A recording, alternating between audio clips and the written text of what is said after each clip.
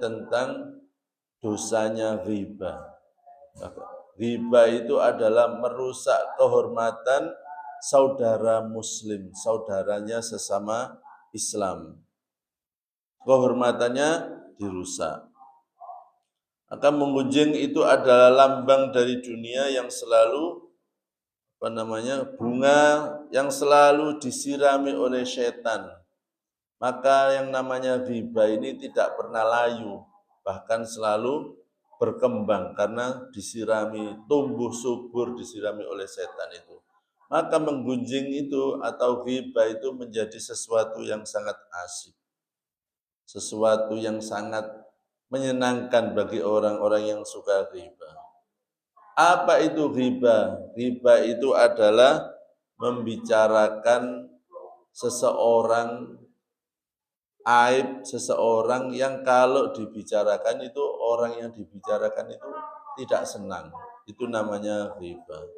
Kemudian ada yang bertanya, bagaimana kalau yang dibicarakan itu adalah sesuatu yang benar? Memang benar kok. Yang kita bicarakan itu adalah benar. Memang dia demikian.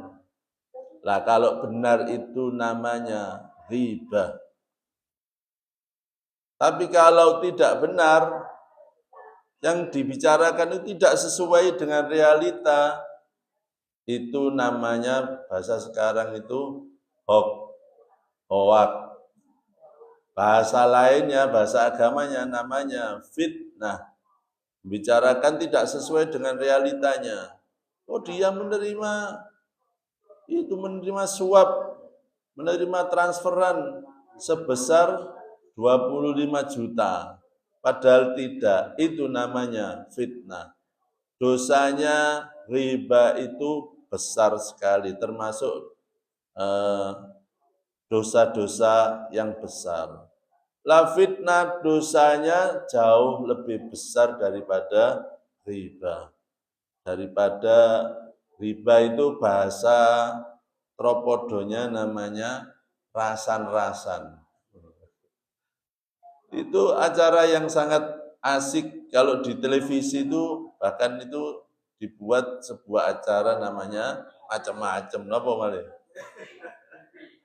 Ngerumpi, enten malih napa? Silet. Itu adalah riba. Dalam Al-Quran Allah berfirman surah Al-Hujurat ayat 12. A'udzu billahi minasy syaithanir rajim. Bismillahirrahmanirrahim. Ya ayyuhalladzina amanu ijtanibu katsiran minadh-dhanni إن بعض الظن إثم ولا تجسسوا ولا يغتب بعضكم بعضا أيحب أحدكم أن يأكل لحم أخيه ميتا فكرهتموه واتقوا الله إن الله تواب رحيم. Shadaqallahul azim. Yang artinya ya ayyuhalladzina amanu, wahai orang-orang yang beriman, ijtanibu, jauhilah oleh kalian, katsiran, banyak, minadh-dhanni, berprasangka. Jauhilah oleh kamu banyak berprasangka. Inna, sesungguhnya, ba'dadh-dhanni, sebagian dari prasangka itu tadi, ithmun, adalah dosa. Wala tajassasu, jangan suka mengkorek-korek, dolei kesalahane saudaranya, dolei. Kemudian wala yaghtab ba'dukum, jangan kamu riba, menggunjing di antara kalian, ba'dukum ba'don, sebagian di antara yang lain, membicarakan aib saudaranya yang lain. Jadi meneliti kesalahan, korek-korek kesalahan orang lain itu dilarang di dalam agama. Wala yaghtab ba'dukum ba'da, dan jangan kalian menggunjing satu dengan yang lainnya. Ayuhibbu ahadukum, apakah di antara kalian itu suka ayyakula, untuk memakan lahma akhihi, daging saudaranya. Suka memakan daging saudara kalian yang telah mati, fakarihtumu, tentu kalian jijik. Sebab turunnya ayat bahwa Rasulullah itu pernah mengajak para sahabat melakukan perjalanan. Di tengah perjalanan itu Rasulullah menjumpai bangkai khimar yang telah membusuk.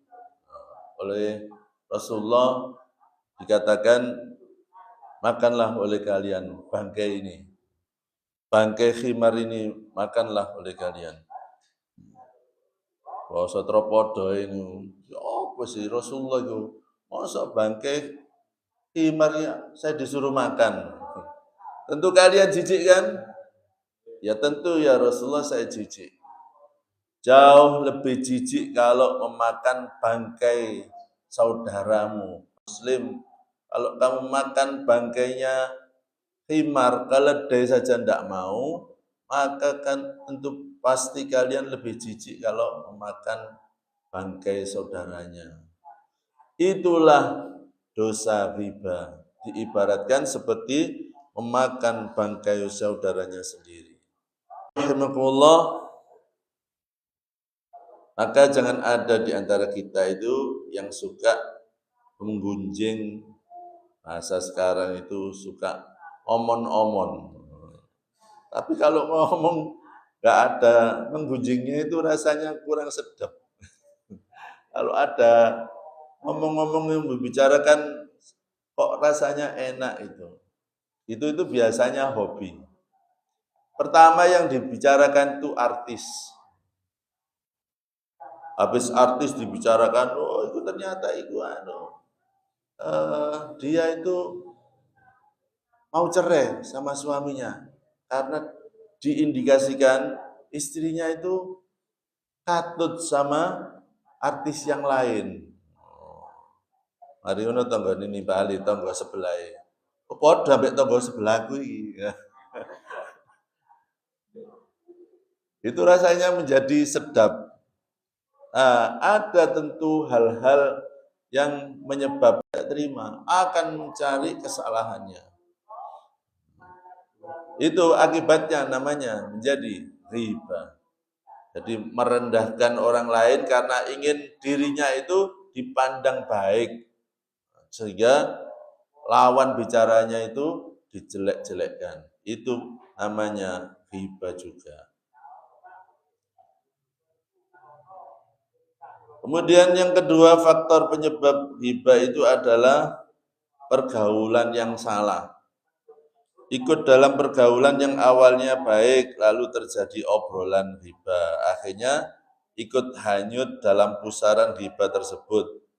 Sebenarnya kita sadar adanya larangan riba, tetapi karena menjaga perasaan solidaritas, menjaga hubungan, akhirnya berdiam diri di dalam lingkungan yang sedang riba tadi itu.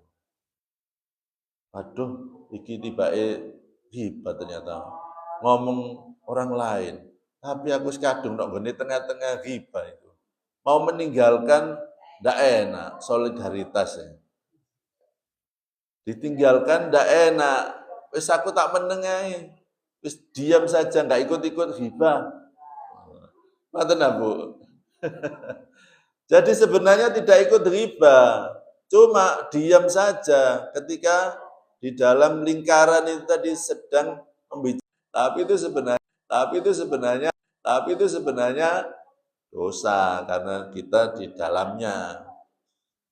Orang yang berdiam ketika ngaji, ngaji itu Rasulullah itu pernah mengkisahkan bahwa Allah itu punya malaikat yang selalu mencari orang yang sedang berzikir, kerumunan orang yang sedang berzikir, mengagungkan asma Allah. Nah, kayak kita sekarang itu kalau malaikat menemukan majelis taklim, majelis yang agungkan asma Allah, malaikat itu memanggil malaikat yang lain. Ini loh, di sini loh, di Al-Ikhlas ini sedang ada majelis taklim, majelis yang mengagungkan asma Allah. Terus malaikat itu kemudian melingkupkan sayapnya. Sayapnya malaikat itu ageng, Pak. Dan itu kalau kita ditunjukkan sayapnya malaikat itu sungguh sangat indah sekali. Cuma kita kan tidak bisa melihat. Melingkupkan sayapnya di tempat majelis taklim yang mengagungkan asma Allah itu. Kemudian ada malaikat itu yang mi'raj. Naik melaporkan kepada Allah. Ada apa? Di Jalan Cendrawasih itu ada namanya Masjid Al-Ikhlas. Orangnya enggak akeh sing ngajian. Cuma orangnya ya itu saja. Termasuk orang yang istiqomah. Oh ya. Sedang apa mereka? Sedang mengagungkan asmamu, sedang mengkaji ayat-ayatmu ya Allah. Oh ya. Minta apa mereka? Minta dijauhkan dari neraka. Oh, sudah tahu neraka mereka. Gini, penjenengan kepingin tebenduki neraka toh? Pasti pengen dijauhkan sejauh-jauhnya dari neraka. Sudah tahu tak neraka? Belum ya Allah. Bagaimana seandainya kalau ditunjukkan itu neraka? Pasti mereka itu memohon untuk lebih dijauhkan lagi dengan neraka. Oh, ya. Terus minta apa lagi? Minta dimasukkan ke surga. Sudah tahu surga? Belum ya Allah. Bagaimana kalau ditunjukkan surga? Surga itu perjalanan dengan umurnya dari sampai 100 lah. 500 tahun perjalanan itu sudah tercium aroma baunya surga itu. Berarti sangat harum. Surga itu. Berarti sangat harum. Kepingin jenengan masuk surga. Mugi-mugi kita niki termasuk golongan benjing sing dilebetaken surga. Rombongane Masjid Al-Ikhlas. Ternyata masuk surga niku rombongan, Pak, Bu. Tenggene Al-Qur'an niku wasiqal ladzina taqaw rabbahum ilal jannah. Orang-orang yang masuk surga itu besok akan digiring rombongan masuk ke dalam surga. Rombongan Masjid Al-Ikhlas dipimpin oleh Pak Ma'rufin, nanti belakangnya Pak Mat, belakangnya Pak Pri dan Pak Saifuddin, yang memiliki terkenal Caca.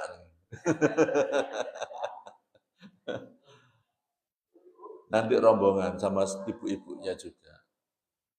Jadi ngaten. Semua pasti ingin dimasukkan surga. Oh ya sudah, katanya Allah, saya kabulkan keinginan mereka semua. Oh, alhamdulillah. Jadi kita ngumpul ngeten iki kepingin ditebiaken dugi neraka, dimasukkan surga. Katanya Allah, saya kabulkan keinginan mereka. Katanya Allah, saya kabulkan keinginan mereka. Malaikat itu lapor. Tapi teng mriku niku enten setunggal tiyang sing mboten nderek ngaos. Napa? Tilem teng mriku. Keturun. Karena membengi melekane rotok dalu, turune akhirnya pas ngaji keturun. Dingklu turu. Gak melok ngaji, turu. Jadi di situ itu ada satu orang yang gak ikut ngaji, Allah tidur. Oh. Katanya Allah, dia termasuk mendapatkan fasilitas yang sama, dimasukkan ke dalam surga dan dijauhkan dari neraka. Kenapa? Karena masuk ke dalam rombongan orang-orang yang baik. Kalau di tengah-tengah rombongan yang ngaji, katut rombongannya ngaji. Di tengah-tengah orang yang sedang ghibah, menengahi, yo katut ghibah. Makanya nek semerap arus ngomong apa iki? Wah, koyo ane ghibah. Nyingkri mawon. Gak usah solidaritas mari ngono ditandani maneh. Kredibilitas seseorang, objek yang dihibah itu ingin direndahkan.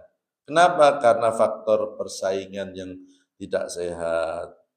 Misalnya sesama pedagang. Biasanya itu memang hasud, iri, itu biasanya sesama profesi. Nek guru biasanya itu ya hasute sesama guru. Nah, mungkin ustadz hasut sama pedagang, nggak mungkin. Ustadz biasanya ya hasute sesama ustadz, seprofesi. Nah itu ingin menjatuhkan kredibilitasnya orang lain yang sesama profesi tadi itu dalam rangka apa? Dia ingin menaikkan kredibilitasnya di dalam pandangan orang yang lain. Kemudian faktor keempat, ingin cuci tangan dari perbuatan yang dilakukan bersama-sama dengan orang yang diribai. Tujuannya mencari muka, jangan ingin mencitrakan diri sebagai orang yang bersih dan tidak terlibat. Faktor yang kelima, ingin mengangkat status diri agar dihormati. Menggunakan filosofi kata. Kata niku nek kepingin dia nongol ke permukaan, dia menekan yang lainnya. Jangan nanti ngamati, jangan nanti ngamati menekan yang lainnya. Jangan nanti ngamati kata niku ngumpul, jangan nanti ngamati kata niku ngumpul sak kubangan. Dia ingin nongol, pasti kakinya menggelamkan yang lainnya. Itu menggelamkan yang lainnya. Itu filosofinya demikian. Jadi ingin kelihatan, filosofinya demikian. Jadi ingin kelihatan, maka dia berusaha menenggelamkan yang lainnya. Kemudian yang keenam adalah faktor dengki atau hasud, di mana ia tak ingin saudaranya mendapatkan nikmat. Jika publik memuji lawannya, dia semakin dengki. Dengki itu kemudian menyebabkan orang ingin apa?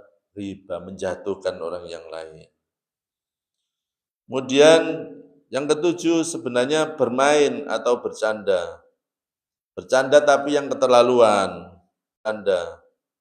Bercanda tapi yang keterlaluan.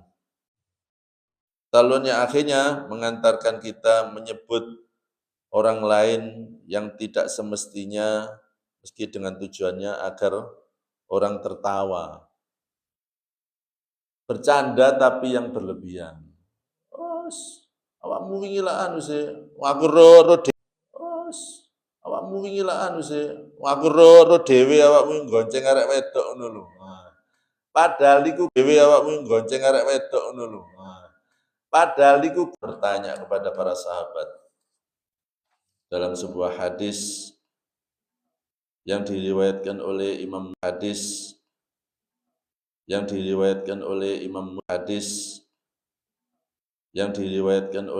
Muslim.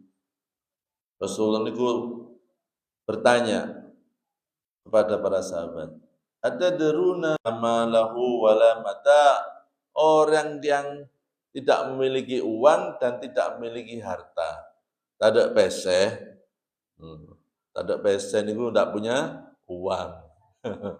No money, bahasa Inggrisnya itu, Inggris Timur, no money, nggak punya uang.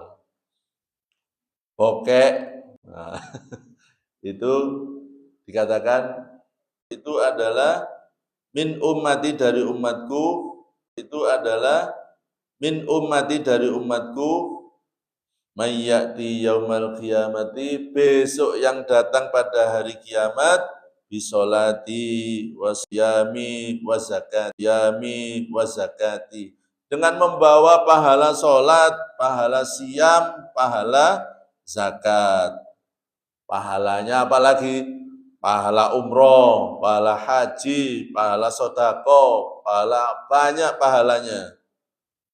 Wayati, dan datang juga bersama dia itu qad syatama hadza wa qadhafa hadza wa akala mala hadza. Orang-orang yang pernah disakiti dulu di dunia, besok di hari kiamat itu datang membawa setumpuk pahala zakat, pahala sholat, pahala puasa, pahala umroh, pahala haji, pahala sodako, dan macam-macam. Tapi juga mengiringi dengan kedatangan dia itu orang-orang yang dulu pernah disakiti, pernah difitnah, pernah diriba, pernah dimakan hartanya secara tidak halal, tidak sah, pernah juga menumpahkan darah dengan tidak benar. Kemudian apa? Wadarbahada, wadarbahada, orang yang pernah disakiti. Wa yu'tahada min hasanatin, kemudian apa? Nanti kalau di hari kiamat itu,